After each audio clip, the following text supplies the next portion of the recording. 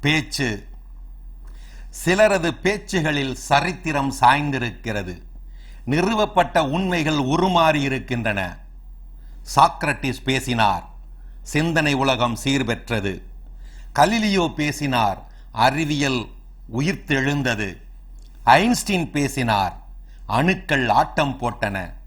கரிபால்டி பேசினார், இத்தாலியில் புரட்சி வெடித்தது.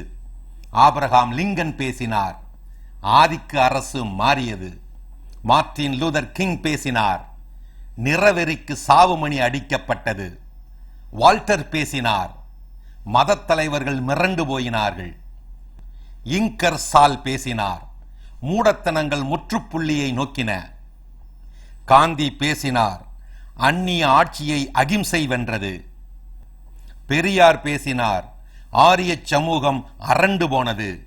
அண்ணா பேசினார், மொழி உயிர்த்தெழுந்தது. அம்பேத்கர் பேசினார், அடிமைத்தனம் ஆட்டம் போட்டது, தனித்திறன் கண்டது. இயேசுநாதர் பேசினார், ஏழைகள் ஏற்றம் பெற்றன, விண்ணகத்தை தனது உரிமையாக்கிக் கொண்டனர்.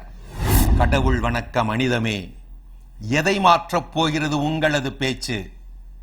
பாருங்க பாருங்க, பார்த்துக்கிட்டே இருங்க. இது டிவிக்களின் ஒளி உலகம்.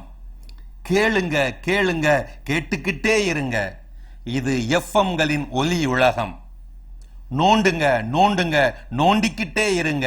இது செல்களின் தொடு திரை உலகம்.